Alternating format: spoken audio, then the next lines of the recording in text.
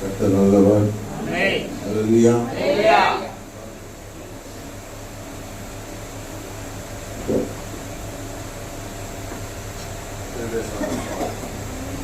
அல்லேலூயா. எத்தனை பேர் சந்தோஷமா இருக்கீங்க? கர்த்தர் உங்களை ஆசீர்வதிப்பார். நிறைய லேடிஸ் தான் இருக்கிறாங்க, ஜென்ஸ் ஆடவர் ஒன்று ஒருத்தர் கம்மியாக தான் இருக்கு. சரி, எல்லாரும் எழுந்து நின்று வார்த்தை என் செவிகளிலே போகணும், என் இருதயத்தில் அதை கிரிய செய்யணும். அதற்காக தேவன் மேல் அன்பு கூறும். அல்லேலூயா, அல்லேலூயா. கண்களை மூடி இருதயத்தை நோக்கி அன்பு கூறுவே இன்னும் அதிகமா ஆராதிப்பே இன்னும் ஆர்வமா அன்பு கூறுவே இன்னும் அதிகமா ஆராதிப்பே இன்னும் ஆர்வமா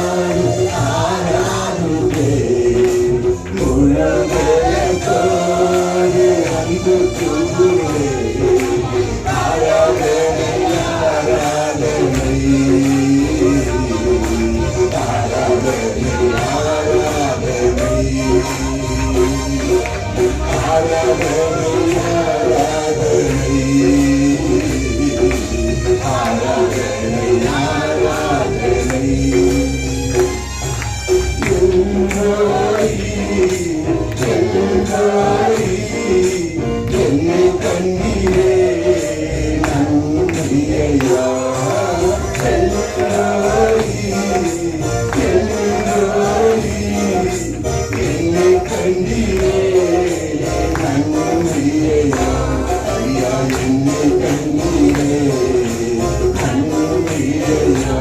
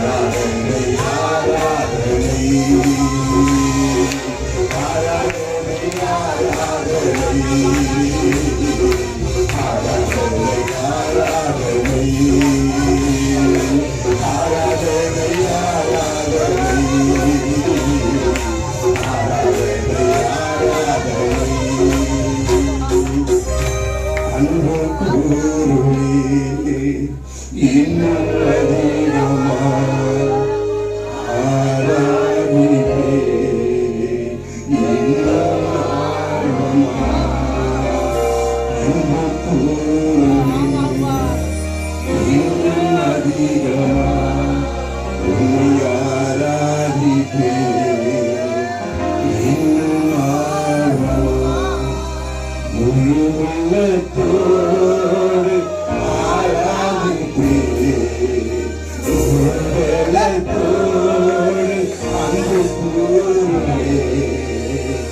ஆராதனை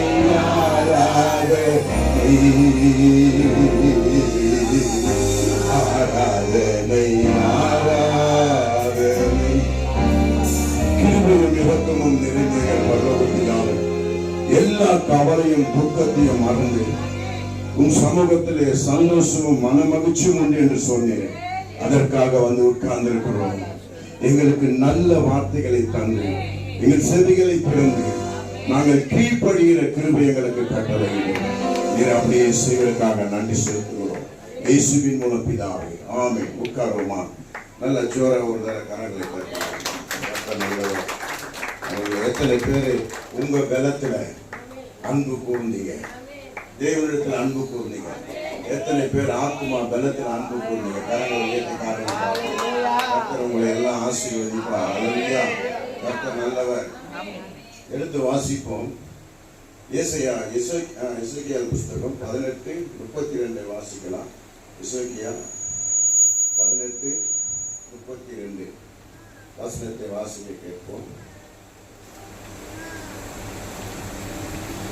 மனம் திரும்புங்கள், அப்போது பிழைப்பீர்கள். சாகிறவனுடைய சாவை நான் விரும்புகிறதில்லை என்று கர்த்தராகிய ஆண்டவர் சொல்லுகிறார். மனம் திரும்புங்கள், நீங்க சாகிறதை நான் விரும்பவில்லை என்று ஆண்டவர் சொல்லுகிறார். நீங்கள் ஜீவன் அடைய வேண்டும் என்று.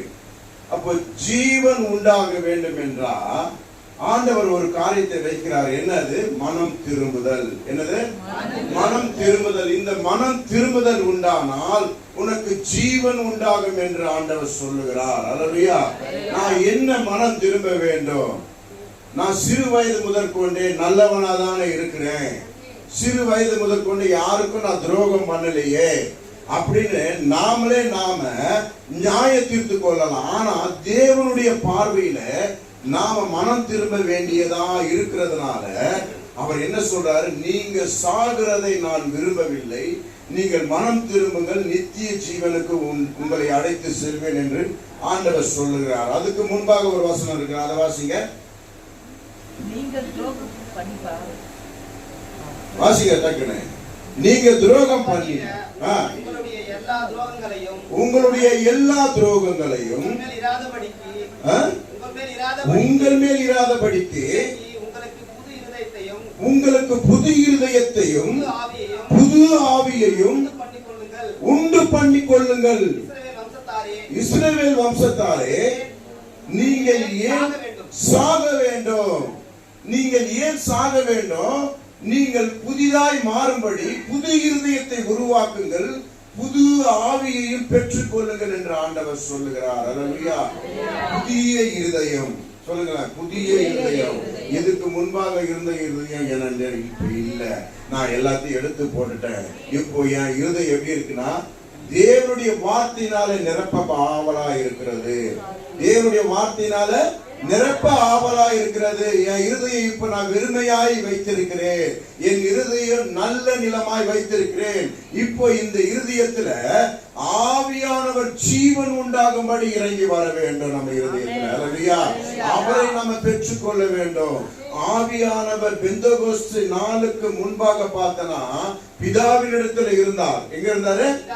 பிதாவினிடத்துல இருந்தாரு. பெந்தகோஸ்து நாளில 120 பேர் மேல ஊற்றின போது ஆவியானவர் பிதாவினிடத்திலிருந்து பூமிக்கு வந்துட்டாரு. எங்க வந்துட்டாரு? பூமிக்கு வந்துட்டாரு. இப்ப நம்ம இருதயத்தை புதிதாய் மாற்றினோமானால் அவர் நம்மளை சுற்றிலும் இருக்கிறாரு. அவர் நம்மளை நிரப்ப வல்லவரா இருக்கிறார். நீ புதிதாய் மாற நீ ஒப்பு கொடுத்தாலே ஆண்டவர் உன்னை நிரப்ப வருவார். உன்னை அவருக்காக ஏற்றுக்கொள்ளுவார். அல்லேலூயா, அல்லேலூயா. நல்லா சத்தமா சொல்லுங்க. அந்த அதிகாரத்திலேயே 23ஆம் வசனத்தை வாசிங்க. துன்மார்க்கன் சாகிறது எனக்கு எவ்வளவு வேணும் பிரியமோ அவன் தன் வழிகளை விட்டு திரும்பி பிழைப்பது அல்லவா எனக்கு பிரியம் என்று கர்த்தராகிய ஆண்டவர் சொல்லுகிறார். ஹalleluya. அப்போ ஒருவரும் கெட்டு போக கூடாது என்பது ஆண்டவருடைய திட்டமா இருக்கிறது. துன்மார்க்கன் சாவறதுல நான் பிரியப்படல, அவன் ஜீவன் அடைவது, அவன் மனம் திரும்புதல், அவன் இருதயம் பரிசுத்தமாக்கப்படுவதையே நான் விரும்புகிறேன் என்று ஆண்டவர் சொல்லுகிறார். ஹalleluya. இதற்காகவே அவர் சிலுவையை சுமந்த தேவன், இதற்காகவே அவர் ரத்தம் சிந்தி நம்மளை மீட்ட தேவன். இப்போ ஒரு மனுஷன் இருக்கான், அந்த மனுஷனுக்குள்ளாக ஆவி ஆத்மா சரீரம் இருக்கு. உங்களுக்குள்ள ஆவி ஆத்மா சரீரம் இருக்கா இல்லையா? இருக்கா இல்லையா? இந்த சரீரம் காணபடி இருக்கு, ஆவி ஆத்மாவும் மனுஷன் காணபடியாதபடி உள்ளான மனுஷனா இருக்கிறான். இதே போலதான் ஆண்டவராகிய இயேசு கிறிஸ்துவும் பிதாவும் ஆவியானவரும் இருக்காங்க. ஆனா ஒரு ஆழமான ஒரு சத்தியத்தை பாருங்களேன். வார்த்தையினாலே ஆண்டவர் பூமியை உருவாக்குகிறார், வார்த்தையினால் எல்லாவற்றையும் செய்கிறார். அந்த வார்த்தை தான் இயேசுவா இருக்கிறது, அந்த வார்த்தை தான் இயேசுவா இருக்கிறது. அந்த வார்த்தை எங்க இருக்குதுன்னா பிதாவினுடைய வாயில இருக்கிறது. அந்த வார்த்தை தேவனுடைய வாயில இருக்கிறபடினால அந்த வார்த்தை போய் என்னாச்சு, பூமியை உருவாக்கினது. இப்போ உருவாக்கின வார்த்தை இருக்கு பாரு, இந்த வார்த்தை தான் அழிந்து போன பூமியும் காப்பாற்றப்பட வேண்டும். பாவத்தில் விழுந்த பூமியை காப்பாற்றப்பட வேண்டும். அதுதான் பிதாவானவர் இந்த வார்த்தையை மாம்சமாய் மாற்றி பூமிக்கு அனுப்புகிறார். எத்தனை பேருக்கு புரியுது? இந்த வார்த்தையை மாம்சமாய் மாற்றி பூமிக்கு அனுப்புகிறார். அதான் இயேசு சொல்றாரு, நான் ஒன்றும் சுயமாய் ஒன்றும் பேசுவதில்லை, நான் சுயமா என் பிதா என்ன நினைக்கிறார் அதுதான் நான் பேசுவேன். ஏன்னா அவர் வாயிலிருந்து புறப்படுகிற வார்த்தை அவராதான் இருக்கிறாரு. அவர் பேசுகிறதெல்லாம் தேவனுடைய வார்த்தை. அவர் ஒன்றும் சுயமாய் பேசுவதில்லை, அவர் ஒன்றும். இப்போ தேவனுடைய வாயிலிருந்து புறப்படுகிற வார்த்தை யாரு? இயேசு. அந்த வார்த்தை எப்படி பூமியை உருவாக்கினதோ, இப்போ பாவத்துல விழுந்த பூமியை அந்த வார்த்தை தான் ஜீவனடைய செய்ய வேண்டும். அப்ப அந்த வார்த்தையை ஆண்டவர் என்ன பண்றாரு, மாம்சமாய் உருவாக்கி பூமிக்கு அனுப்புறார். இப்போ இதுல ஒரு ரகசியத்தை பாருங்க. பிதாவானவர் தன் வார்த்தையை மாம்சமாய் மாற்றி பூமிக்கு அனுப்பினார். அந்த வார்த்தை மாம்சத்தை பெற்றது. அந்த வார்த்தை கிரியைகள் செய்ய ஆரம்பித்தது.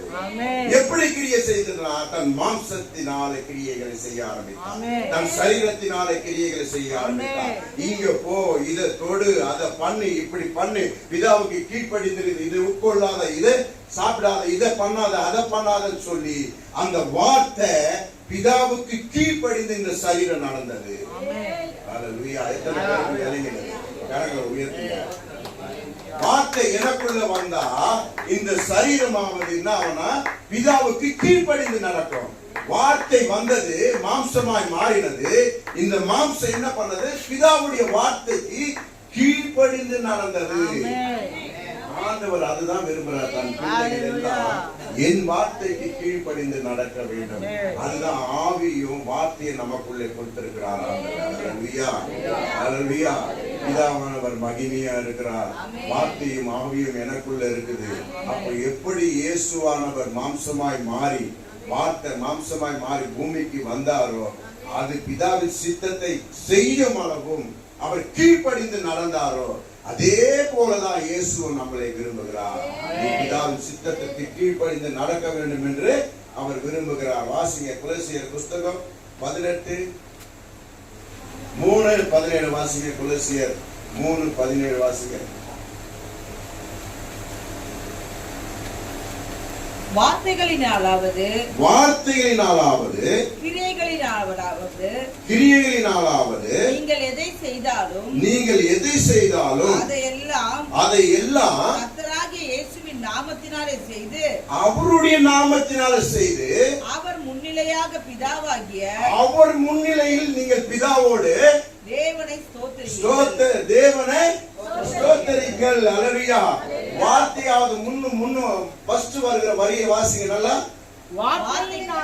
வார்த்தையினாலாவது கிரியைகளினாலாவது எப்படி போதும்? எப்படி இயேசுவானவர் வார்த்தையா இறங்கி வந்து தன் மாம்சத்திலே கிரியைகளை செய்தாரோ, பிதாவுக்கு கீழ்ப்படிந்து செய்தாரோ, அதே போல உன் வார்த்தைகளினாவது உன் கிரியைகளினாவது இயேசுவை முன்னிறுத்தி தேவனை மகிமைப்படுத்து. அல்லேலூயா. இப்போ இதை கொஞ்சம் பார்ப்போம். நம்ம குடும்பத்தில இருந்து நம்ம அப்படியே ஆரம்பிப்போம். நம்ம தேவனுடைய வார்த்தையை பேசி நம்ம அவரை மகிமைப்படுத்துறோமா, அவருடைய கிரியைகளை அதிகமா செய்கிறோமா? அல்லேலூயா. அல்லேலூயா. எத்தனை பேர் செவிகள் திறக்கப்பட்டது? எத்தனை பேருக்கு காது இருக்கு? காது இருக்கிறவங்க கை தூக்குங்க. எல்லாருக்கும் கேக்குதா? வார்த்தை நிக்குதா மனசுல? காது இருக்கிறது பார்த்தது.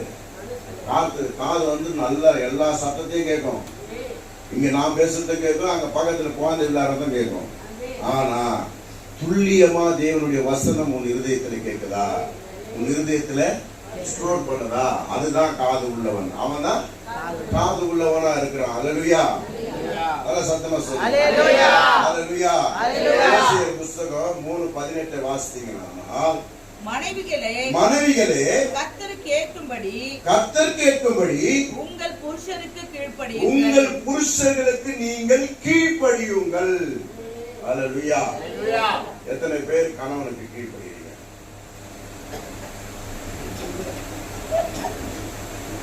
கையை தூக்குறத விட நான் சாதாரண டீ விட்டா புரியுத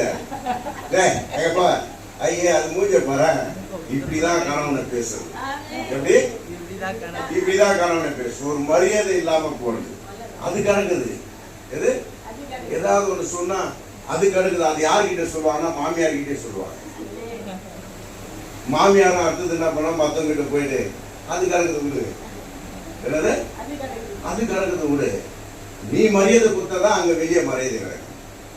நீ தூக்கி எறிஞ்சு பேசி அவங்க கிட்ட மரியாதை இல்லாம இருந்தா எப்படி வந்து மற்றவங்க ஆளுநர் மரியாதை கொடுப்பாங்க? கணவன் மனைவிக்குள்ள சண்டை வந்தா உடனே மனைவியானவன் என்ன பண்ணுவான்? பிள்ளை இடத்துல தன் நியாயத்தை வெளிப்படுத்தி, நீ போய் பாரு, அவன் வேஸ்ட், அவன் சரியில்லை, அவனை குத்து, அவனை அடி, அவனை மிதி, அவனை திட்டு, இப்படியாப்பட்ட வார்த்தைகள் பிள்ளை இடத்துல சொல்லும் போது பிள்ளைனாவது தகப்பன் மேல அன்பு விட்டு போகுது. தாய் தான் பெரிய மகள் அப்படின்னு அந்த பிள்ளை நினைச்சது. 2 பேரும் சேர்ந்தாதான் குடும்பம். 2 பேரும் சேர்ந்தாதான் குடும்பம். எதுக்காக கணவனுக்கு கீழ்ப்படிய வேண்டும்? எதற்காக அவருக்கு கீழ்ப்படிந்து நான் வாழ வேண்டும் என்றால், வேதத்தில் சில வசனங்கள் குறிப்பிட்டிருக்கிறார் ஆண்டவர். எபிரேயர்ல 5:23 அவரே சரீரத்துக்கு இரட்சகராக இருக்கிறாரா? யாரு? கணவர். கணவர் தான் மனைவியோட சரீரத்துக்கு இரட்சகராக இருக்கிறாரா? அதனால அவருக்கு கீழ்ப்படிந்து இருங்கள். எப்படி சபையில இயேசு கிறிஸ்து தலைவரா இருக்கிறாரோ அதே போல குடும்பத்துல உன் கணவர் உனக்கு தலைவரா இருக்கிறார் என்று ஆண்டவர் சொல்லுகிறார். அல்லேலூயா. அவர் தலைவனுக்கு கீழ்ப்படிய வேண்டும். நான் எதற்காக கீழ்ப்படிய வேண்டும்? என் கணவன் சொல் பேச்சை கேட்க மாட்டான், அவன் ஆண்டவர்கிட்டயே வர மாட்டான், அவன் வேதமே வாசிக்க மாட்டான், அவன் இதுவும் பண்ண மாட்டான், அதுவும் பண்ண மாட்டான், ஒரு பாவி, இப்படி பண்றான் அப்படி பண்றான், தேவனுக்கு பிரியமில்லாத காரியங்களை செய்யறான் அப்படின்னு சொல்லி அவனை பாவி ஆக்கிட்டு நீ நீதிமான ஆக்கிறம் போல உன்னை காமிச்சு கொள்ளுகிற. அது தவறான செயல். அது தவறான செயல். உன்னுடைய காரியம் எப்படி இருக்குன்னா, உன் அன்பின் நிமித்தம் தேவனுடைய வேதத்தை அறியாத உன் கணவராக இருந்தாலும், தேவனை அறியாத உன் கணவராக இருந்தாலும், உன் அன்பின் நிமித்தம், கற்புள்ள நடைகளை நிமித்தம் நீ என்ன பண்ணலாம்? அவரை ஆதாயப்படுத்திக் கொள்ளலாம் என்று வேதம் சொல்லுகிறது. அவர் வேதத்தில் போதிக்க வேண்டிய அவசியம் இல்லை. நீ அவருக்குரிய கடமைகளை செஞ்சுட்டு அவரை முன்னிறுத்தி பாரு. உங்க வீட்டுக்கார அவர் என்ன பண்ணுவார் தெரியுமா? நீ சொல்றதுதான் வேத வாக்குன்னு சொல்லி உன் பின்னாடியே வந்துடுவார். அல்லேலூயா. இது அநேக மனைவிமார்கள் தவறா பயன்படுத்தினாங்க. எங்க வீட்டுக்கார முந்தானி முடியல நான் முடிச்சிருக்கிறேன். என்னது? ஆமா, நான் சொல்றதான் கேட்பாரு. நான் கீச்ச கூட தாண்ட மாட்டார். ஏன்னா அவர் குடும்பத்துக்காக பயந்துருக்கிறார். எங்க குடும்பம் காஞ்சி குடும்பம். அவர் ஏன்னா இந்த அம்மா கண்ணை உருட்டுனா போதும், அவ்வளவுதான். அவர் என்ன பண்ணிடுவாரு? சரி, பிள்ளைகளுக்காகவும் குடும்பத்துக்காகவும் அடங்கி போவோம், அடங்கி போறாரு. இது அல்ல குடும்பம். குடும்பம் இது அல்ல. நீ கணவனுக்கு எல்லா விதத்திலும் கீழ்ப்படிந்து இருக்கும் பொழுது உன் கற்புள்ள நடைகளினாலும் உன் அன்பினாலும், இயேசு எப்படி வார்த்தை மாம்சமாயி தேவனுடைய வார்த்தைக்கு கீழ்ப்படிந்து அந்த கிரியைகளை செய்தாரோ, அதே போல மனைவிகளே உங்க குடும்பத்துல கணவருக்கு கீழ்ப்படிந்து அந்த காரியங்களை செய்ய கற்றுக்கொள்ளுங்கள். அவர்கள் மேல நீங்க கீழ்ப்படிந்து அவர்கள் வார்த்தைக்கு கீழ்ப்படிந்து நீங்க நடக்கும் பொழுது அந்த இடத்துல ஒரு சமாதானத்தை ஆண்டவர் கொடுப்பார். சமாதானத்தை கொடுப்பார். தேவன் அப்படியாப்பட்ட குடும்பத்தை அவர் விரும்புகிற தேவனா இருக்கிறார்.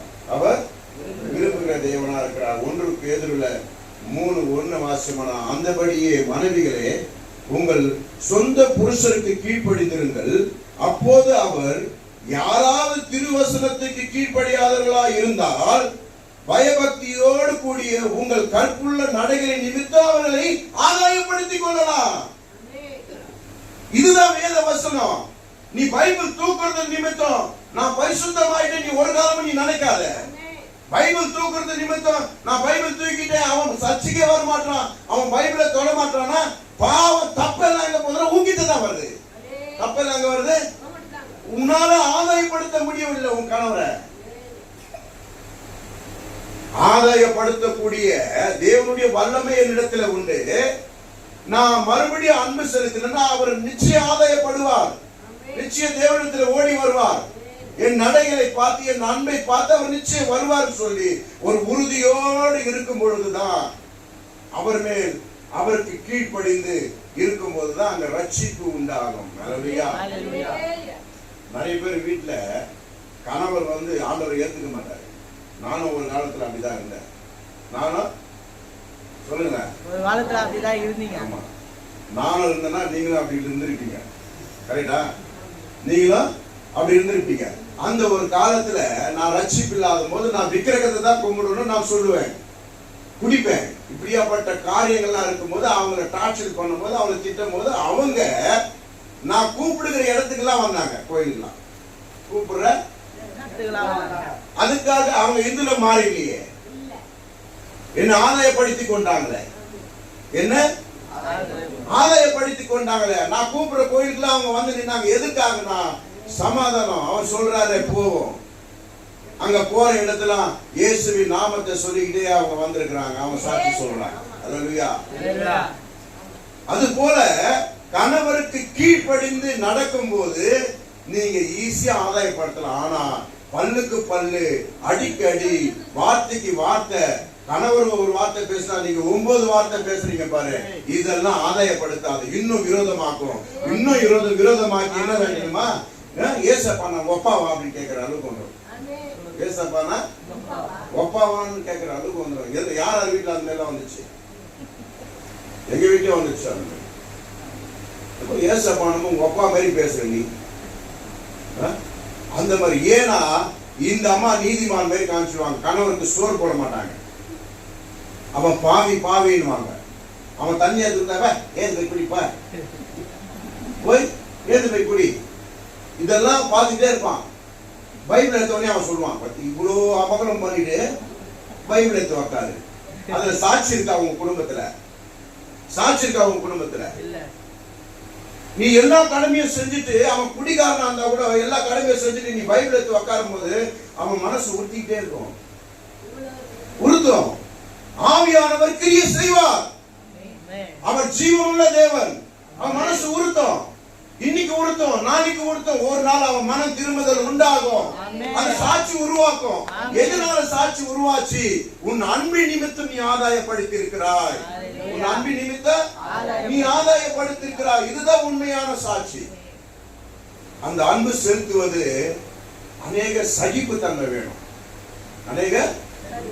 நிறைய வார்த்தை வரும், மிதி வரும், உத வரும், எல்லாம் வரும். எல்லாத்தையும் தாங்கின்னு கீழ்ப்படிதல் உண்டானா அந்த இடத்துல ஆதாயம் நிச்சயம் கர்த்தர் உனக்கு தருவார். குடும்பத்தை அவர் மேன்மைப்படுத்துவார். என் குடும்பம் தானா எனக்கு வேணும், நீ தானா நீதிமான் சொல்லி உன் தலையை உயர்த்த ஆரம்பிப்பார். அல்லேலூயா. போதனையின்றி மனைவிகள் நடக்கையின் நிமித்தம் ஆதாயப்படுத்திக் கொள்ளலாம். அடுத்தது 3வது வசனத்தை பார்த்தீங்கன்னா, சில மனைவிகள் எப்படி இருப்பாங்கன்னா, அவனையும் ஆதாயப்படுத்த மாட்டாங்க, இவங்களும் ஆதாயமா இருக்க மாட்டாங்க. இவங்க என்ன பண்ணுவாங்க, சர்ச்சைக்கு ஆனா கரெக்டா வந்துருவாங்க. எப்படி வந்துருவாங்க, அப்பா அப்பா அப்பா அப்பா அப்பா அப்பா அப்பான்னுவாங்க.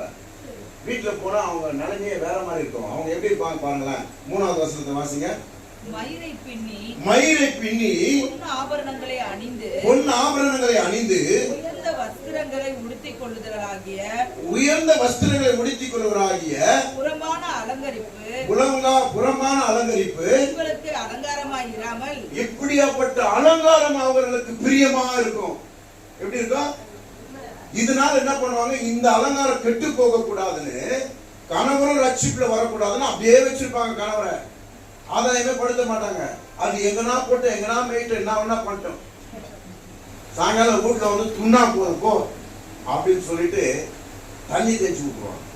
என்ன பண்ணிடுவாங்க, பரலோகம் ஒரு நாள் கேள்வி கேட்கும், நீ என் நாமத்தை அறிந்த பிள்ளை, அவன் என் நாமத்தை அறிந்துக்கல, அவன் இயேசு யாருன்னு தெரிஞ்சுக்கல, நீதானே ஆதாயப்படுத்த வேண்டும் என்று கர்த்தருடைய கரவனை நோக்கி கேள்வி கேட்க ஆரம்பிக்கும்.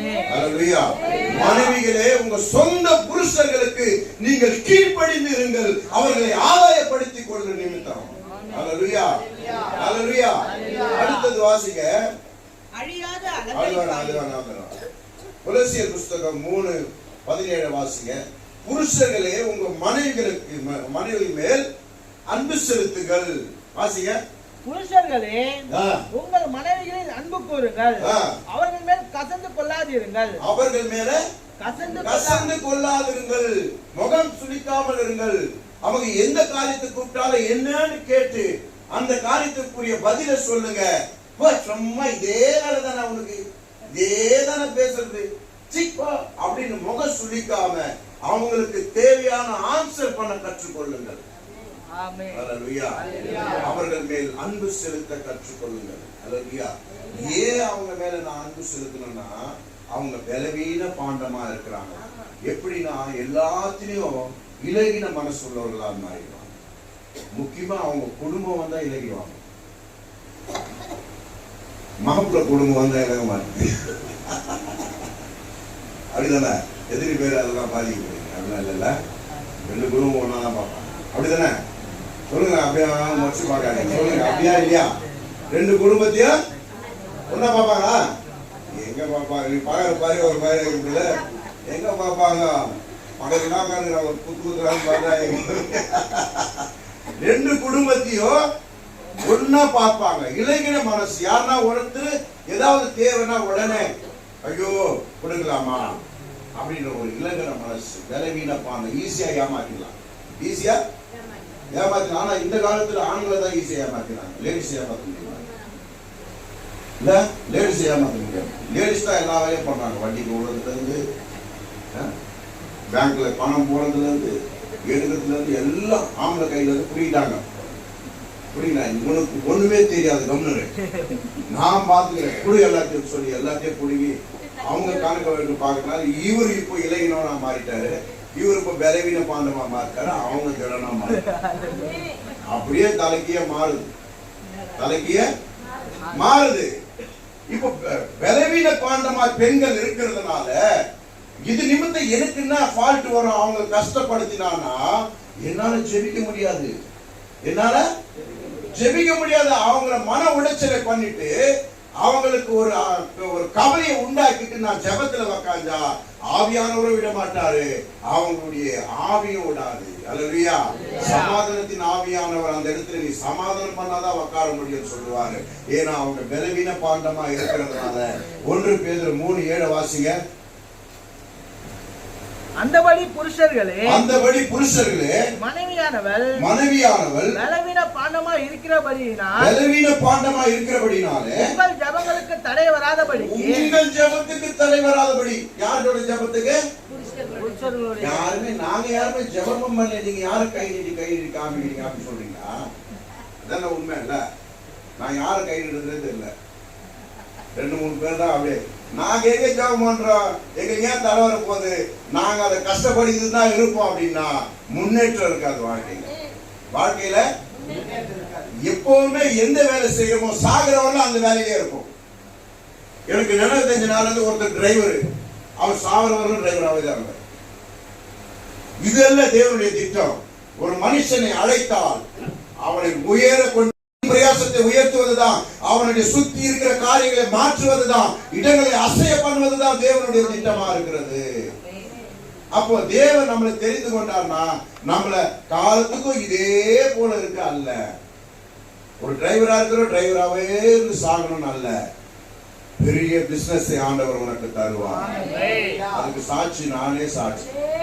நானே பிசினஸ் தருவார், உயர்வை தருவார், உன் கையின் பிரயாசத்தை மாற்றுவார் ஆண்டவர். அல்லேலூயா.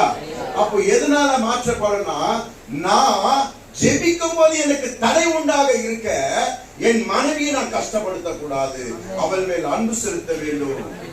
அவள் மேல் அன்பு செலுத்த வேண்டும். வீட்டுல போன உடனே மனைவி எல்லாம் சொல்ற, பாத்தியா அன்பு செலுத்தணும்னா, பாத்தியா நீ அன்பு செலுத்தலன்னா உனக்கு சாபம் வரும். ஆனா இந்த அம்மா கீழ்படியாது, இந்த அம்மா கீழ்படியாது. ஆனா அன்பு மாதிரி கேட்டுட்டு இருக்கோம். எல்லாம் ஒன்வே டிராபிக் தான் போகும். நிறைய ஒன்வே டிராபிக் பண்ணிட்டான். அதனாலதான் எல்லா இடத்துல போனா ஒன்வே தான் போகும். ஏன்னா நான் பண்ண மாட்டேன், அவங்கதான் எனக்கு பண்ணணும்.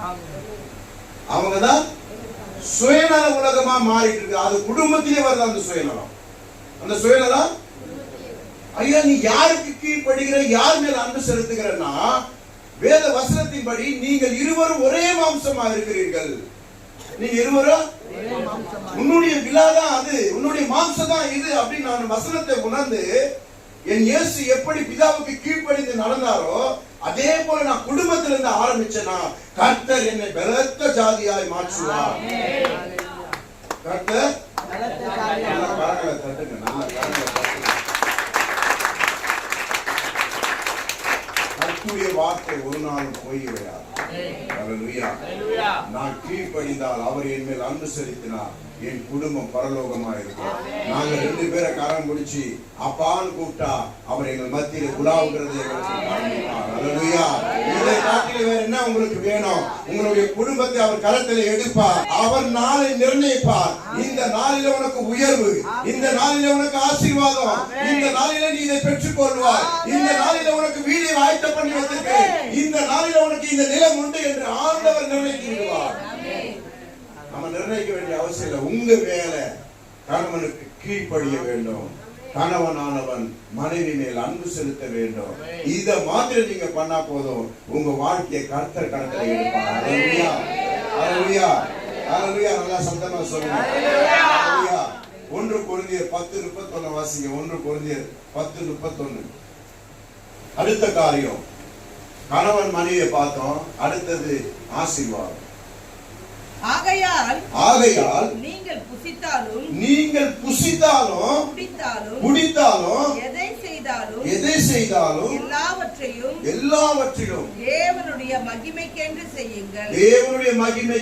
செய்யுங்கள். அல்லேலூயா. நீங்க புசித்தாலும் குடித்தாலும் என்ன பண்ணாலும் உங்க கையின் பிரயாசத்தை நிமித்தம் சம்பாதிக்கிற பணமாக இருந்தாலும், உங்க ஸ்தலங்களா இருந்தாலும், உங்க வேலை ஸ்தலமா இருந்தாலும், எதுவா இருந்தாலும் அந்த இடத்துல தேவனுடைய நாம மாத்திரம் தான் மகிமைப்பட வேண்டும். நான் சம்பாதிச்ச, நான் பெரிய ஆளு, என் அண்ணன் தம்பிங்க காட்டில நான் தான் அதிகமா சம்பளம் வாங்குறேன், நான் தான் இப்படி பண்றேன், நான் தான் கார் வாங்கிட்டேன், நான் தான் பங்களா வாங்கிட்டேன், என் சொல்லுக்குதான் நீ கீழ்ப்படினோம். என் சொல்லுக்குதான். அது பெத்த தாயா இருந்தாலும், தகப்பனா இருந்தாலும், கணவனா இருந்தாலும், சகோதரனா இருந்தாலும், சகோதரியா இருந்தாலும், நான் என்ன சொல்றேன்னா என் ஆர்டருக்கு தான் நீ கீழ்ப்படினோம். என்ன மீறி நீ போறனா நீ உன்னை பிடிக்காது அப்படின்ற சொல்லுகிற அந்த ஆணவமான செயல், இந்த மாதிரி காரியெல்லாம் எடுத்து போட்டு கர்த்தர் எனக்கு சம்பளத்தை கொடுத்தார், கர்த்தர் என்னை உயர்த்துகிறார், கர்த்தர் என்னை நடத்துகிறார், இது நிமித்தம் ஆண்டவர் எனக்கு யாருக்கு உதவி செய்ய சொல்லுகிறார், ஆண்டவர் எதனால இதை ஆசீர்வதிக்கிறார் அப்படின்னு சொல்லி ஆண்டவர் ஆண்டவர் ஆண்டவர் சொல்லி முன் குறித்து அவரை முன் வச்சு நீங்க பண்ணும் போது உங்களுக்கு ஆசீர்வாதம் பெருக பண்ணும். என் பலன் ஒண்ணு இல்ல, சொல்லுங்க.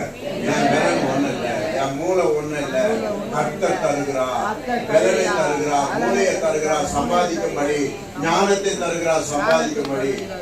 நிறைய பேர் சொல்ற காலையில திங்கக்கிழமை பாரு, நான் திங்கக்கிழமைல இருந்து சனிக்கிழமை மட்டும் ஓட்டமா ஓடுவேன். எங்க வேலைக்கு ஓட்டமா ஓடிக்கிட்டே இருப்பேன். ஆனா லேடிஸுங்க வேலைக்கோ போவாங்க, வீட்லயோ வந்து வேலை செய்வாங்க. வீட்லயே வந்து நிறைய கணவர் வந்து வீட்டுல கொஞ்சம் உதவி பண்ணணும். என்ன பண்ணணும்? உதவி பண்ணணும். இந்த மாதிரி கல் நெஞ்சமா இருக்கக்கூடாது. ஏன்னா அவங்களும் மாம்சம் தானே, சரீரம் தானே, பலவீனப்படுற சரீரம் தானே. நாளைக்கு நம்ம படுத்தாலும் அவங்க தான் பார்க்க போறாங்க. அவங்க வந்து என்னுடைய விழா அப்படின்னு சொல்லிட்டு அவங்களுக்கும் கொஞ்சம் உதவி பண்ண கற்றுக்கொள்ள வேண்டும். அவங்க வேலைக்கு போனா அவங்க ஓடுறாங்க, ஓடியாடுறாங்க. திங்கள் முதல் சனி வரை ஒரே ஓட்டமா ஓடுறாங்க. ஒரே ஓட்டமா. அந்த ஓட்டமா ஓடுறதுக்கு நான் பெறன் அல்ல, கர்த்தர் தான் எனக்கு பெறன் தராரு.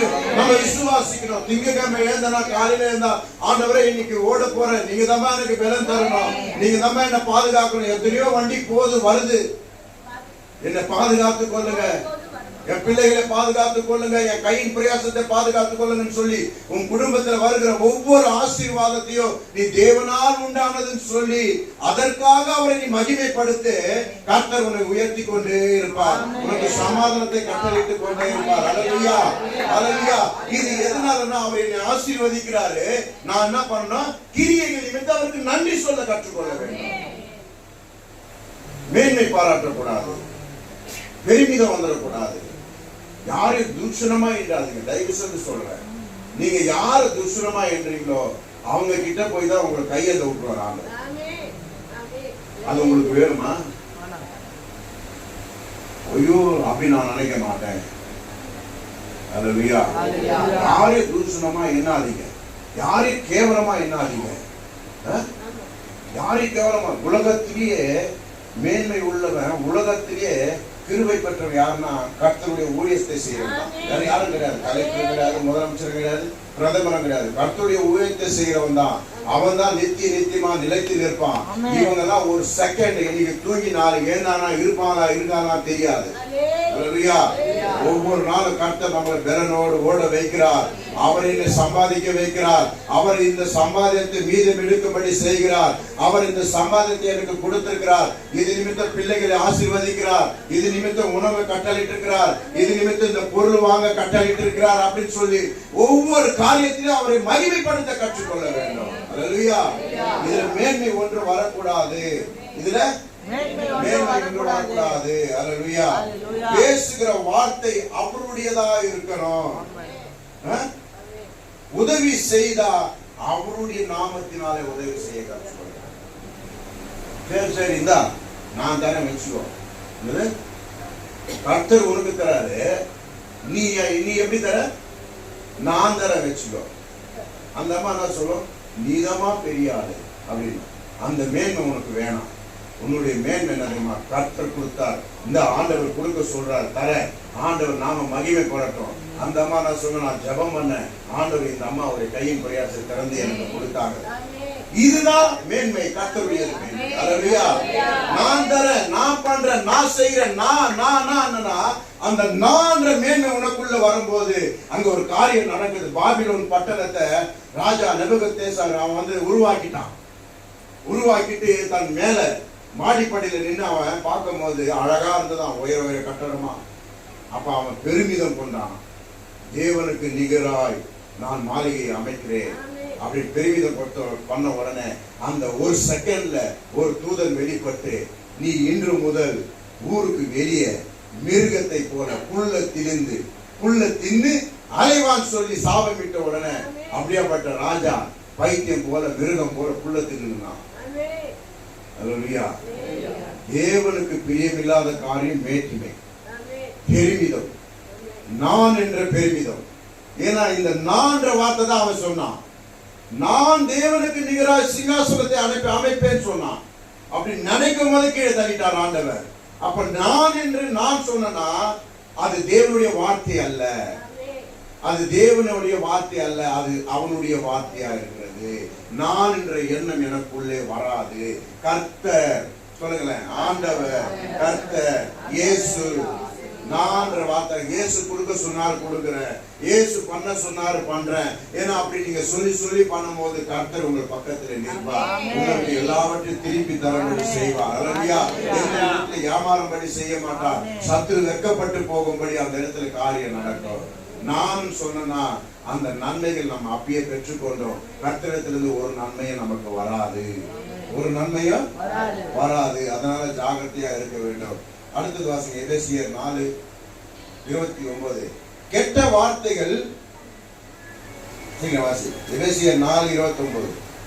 கெட்ட வார்த்தை ஒன்றும் உங்கள் வாயிலிருந்து புறப்பட வேண்டாம், உங்கள் வாயிலிருந்து புறப்பட வேண்டாம். பக்தி விருத்திக்கு ஏதுவான நல்ல வார்த்தை உண்டானால் அதையே கேட்கிறவர்களுக்கு பிரயோஜனம் உண்டாகும்படி பேசுங்கள். கேட்கிறவர்களுக்கு பிரயோஜனம் உண்டாகும்படி உங்க வார்த்தையை பேசுங்க. கேவலமா பேசாதீங்க. மற்றவருடைய விசுவாசம் பெருகும்படி உங்க வார்த்தையை பேசுங்க. நீங்க யார் இடத்துல பேசினாலும் இயேசுவை குறித்து பேசுங்க. அவங்க எதிர சோர்ந்து பெறுகிறாங்களோ அதுல பலப்படும்படி செய்யுங்க. அப்படி நீங்க பேசும்போது அவங்களுக்கு என்ன உண்டாகும்? பக்தி விருத்தி உண்டாகுமா? அவர்கள் இன்னும் கர்த்தரிடத்துல சேருவது ஒரு ஆசை வருமா? இன்னும் அவங்க ஜெபிக்கிறதுக்கு ஆசை வருமா? சோர்ந்து போய் வருவாங்க. அது யாரா இருந்தாலும் சரி, புறஜாதியா இருந்தாலும் யாரா இருந்தாலும் வரும்போது தேவனை முன் நிறுத்தி அவர்களுக்கு பக்தி உண்டாகும்படி நீங்கள் பேசுங்கள். அதுதான் அவங்களுக்கு பிரயோஜனமா இருக்கும். தேவையில்லாம ஒன்று நீங்க பேசாதீங்க, தேவையில்லாம ஒன்று நீங்க பேசாதீங்க. யாரும் கெட்ட வார்த்தையினால திட்டாதீங்க, யாரையும் சபிக்காதீங்க. இப்படியாப்பட்ட கெட்ட வார்த்தைகளும் சாபங்களும் இதெல்லாம் பண்ணிட்டு தேவ சமூகத்துல வந்து அலோலியான்னு சொன்னா கர்த்தருடைய காரணம் வராது நம்ம மேல. நாம சபிக்க கூடாது, திட்டக்கூடாது. யாரா இருந்தாலும் பக்தி விருத்தி உண்டாகும்படியான வார்த்தை பேச கற்றுக்கொள்ள வேண்டும். அது நிமித்தம் நம்ம ஒன்னா தாழ்ந்து போக மாட்டோம். கர்த்தர் நமக்கு உயர்வை கட்டளையிடுவார். அல்லேலூயா. ஜீவன் உள்ளவர் நம்ம மத்தியில் இருக்கிறார், நமக்கு உயர்வை கட்டளையிடுவார். அல்லேலூயா, அல்லேலூயா. அப்ப பக்தி விருத்தி உண்டாகும்படி நாம் பேச வேண்டும். தெசலோனிக்கேயர் புத்தகம் 1 கொரிந்தியர் 5:11 ஒருவருக்கொருவர் தேற்றும்படி உன் வாயிலிருந்து வார்த்தைகள் உண்டாக வேண்டும். ஒருவருக்கொருவர் தேற்றும்படியான வார்த்தைகள் உண்டாக வேண்டும். இந்த லூக்கால ஒரு ஒரு வசனம் இருக்குது. பக்கத்து வீடு, ஆண்டவர் ஒரு ஓமை சொல்லுவார். பக்கத்து வீடு 2 பேரும் நண்பர்கள். ஒருவன் தூங்கிட்டான், இன்னொருவனும் தூங்கிட்டான். நைட்டு 11 மணி ஆயிடுச்சு, தூங்கியாச்சு. ஒருவனுடைய வீட்டுல விருந்தாளி வந்துட்டாங்க. அவன் கதவை தட்டுறாங்க. வாப்பா, இன்னார்த்திக்கு நாப்பா வந்துட்ட, இந்த பக்கமா வந்தோம், இங்க தங்கிட்டு போலான்னு பார்த்தோம். சாப்பிட்டியாப்பா? இல்ல, சாப்பிடல. 11 மணி ஆகுது, சாப்பிடல. உடனே அப்பத்தை பார்த்தா இல்ல, ரசத்தை பார்த்தா இல்ல. உடனே இவன் பக்கத்து வீட்டுல போய் தன் நண்பனுடைய கதவை தட்டுருவான். கதவை திறப்பா. என்னப்பா, யாருப்பா வெளியே? நான் தான் நண்பன். கதவை திறப்பா. என்ன விஷயம்? எங்க வீட்டுல விருந்தாளி வந்திருக்கிறாங்கப்பா. உங்ககிட்ட இருந்தா 3 அப்பம் கரணா கூட. எது? 3 ரூபாய் இல்ல, 3000 ரூபாய் இல்ல, 3 லட்சம் ரூபாய். 3 அப்பம் கடனாய் கொடு, நான் நாளைக்கு தந்து விடுகிறேன். விருந்தாளி வந்துட்டாங்க, பசியோடு இருக்கிறாங்க. அவன் என்ன சொல்றான் தெரியுமா? நீ போ, நான் என் பிள்ளைகளோடு தூங்கி கொண்டிருக்கிறேன், நீ போ அப்படின்னா, என்னை தொந்தரவு செய்யாத. மறுபடியும் அவன் தட்டுறான்.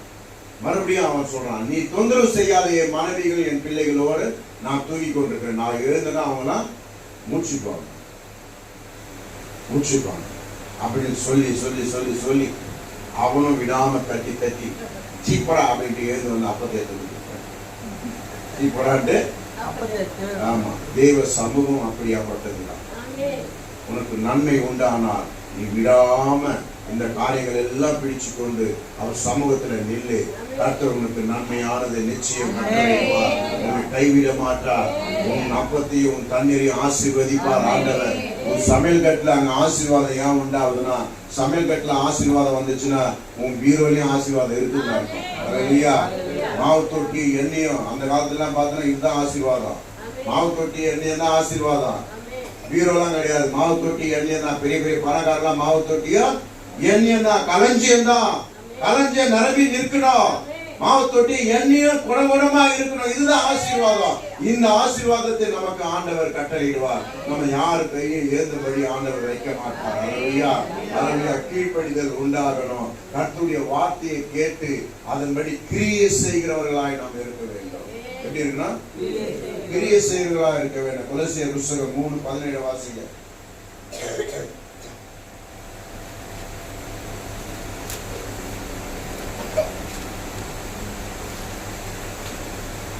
வார்த்தைகளினாலாவது கிரியைகளினாலாவது நீங்கள் எதை செய்தாலும் அதையெல்லாம் கர்த்தராகிய இயேசுவின் நாமத்தினாலே செய்து அவர் முன்னிலையாக பிதாவாகிய தேவனை ஸ்தோத்திரியுங்கள். அல்லேலூயா. நன்றி. எழுந்திருப்போம். ஆண்டவராகிய இயேசு எப்படி வார்த்தை மாம்சமாகி பிதாவுக்கு கீழ்ப்படிந்து கிரியைகளை செய்தாரோ அதே போல அவர் வார்த்தைக்கு நம்ம கீழ்ப்படிந்து குடும்பத்துல கிரியைகளை செய்ய போகிறோம். அல்லேலூயா. அல்லேலூயா. எத்தனை பேர் எல்லாம் இதை கடைபிடிக்க போறீங்க? எத்தனை பேர் ஆசீர்வாதத்தை எல்லாம் கடைபிடிக்க போறீங்க? எத்தனை பேர் பேசுகிற வார்த்தை எல்லாம் கடைபிடிக்க போறீங்க? கண்களை மூடி ஆண்டவரே கர்த்தாவே, இந்த நாளில் எங்களோடு கூட பேசின ஒவ்வொரு வார்த்தைக்காக முதலாவது நாங்கள் உமக்கு நன்றி செலுத்துகிறோம். எங்கள் குடும்ப வாழ்க்கையை குறித்து, இந்த உலகத்துல நாங்கள் நடக்க வேண்டிய போதனை குறித்து தேவனே இந்த நாளில் உங்களோட வார்த்தையின் மூலமாக எங்களை நீ தேற்றினதுக்காக, நல்வழிப்படுத்தினதுக்காக உமக்கு நன்றி செலுத்துகிற ராஜா. நான் உனக்கு போதித்து நீ நடக்க வேண்டிய வழியை உனக்கு காட்டுவேன், உனக்கு ஆலோசனை சொல்லுவேன் என்று சொன்னீங்களப்பா. இந்த காலை வேளையில தேவனாகிய கர்த்தர் எங்களுக்கு நல்ல ஒரு போதனைகளை கொடுத்து, ஓ கர்த்தாவே, எங்கள் ஒவ்வொரு பேரும் கண்ணை வைத்து எங்களுக்கு ஆலோசனை சொன்னதுக்காக உமக்கு நன்றி செலுத்துகிறோம். ஆசீர்வாதத்தின் ஊற்று இங்கல்லவா இருக்கிறதப்பா. இந்த வாரத்தின் கர்த்தாவே முதலாவது வாரத்துல தேவ வார்த்தை எங்களுக்கு கடந்து வந்ததுக்காக நன்றி செலுத்துகிறோம். இந்த மாதம் முழுவதுமாக தேவனே உமக்குள்ளாக பலனோடு ஓட எங்களுக்கு அனுகிரகத்தை தாங்க அப்பா. வந்த ஒவ்வொரு பேரும் கரம் இறங்கி ஆசீர்வதித்ததுக்காக நன்றி செலுத்துகிறோம். ஆண்டவரே, தொடர்ந்து நாங்கள் ஓட உடைய பலத்தினால் எங்களை கட்டுங்க. எல்லா தேவையில சந்திங்க, உங்க நாமத்தை மகிமைப்படுத்துங்க.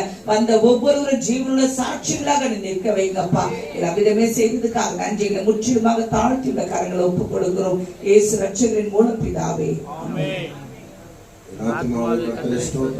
என் முழு உள்ளமே பரிசுத்த நாமத்தை ஸ்தோத்திரி. என் ஆத்துமாவே கர்த்தரை ஸ்தோத்திரி. கர்த்தர் செய்த சகல உபகாரங்களையும் மறவாதே. கர்த்தர் உன்னை ஆசீர்வதித்து உன்னை காக்க கடவர். கர்த்தர் தம்முடைய முகத்தை உன்மேல் பிரசன்னமாக்கி உன்மேல் கிருபையா இருக்க கடவர். கர்த்தர் தம்முடைய முகத்தை உன்மேல் பிரசன்னமாக்கி உனக்கு சமாதானம் கட்டளையிட கடவர். அல்லேலூயா. அல்லேலூயா. அல்லேலூயா. அல்லேலூயா. ஒரு வாழ்த்து கடந்து சொல்லுவோம். கர்த்தர் நம்மை ஆசீர்வதிப்பார்.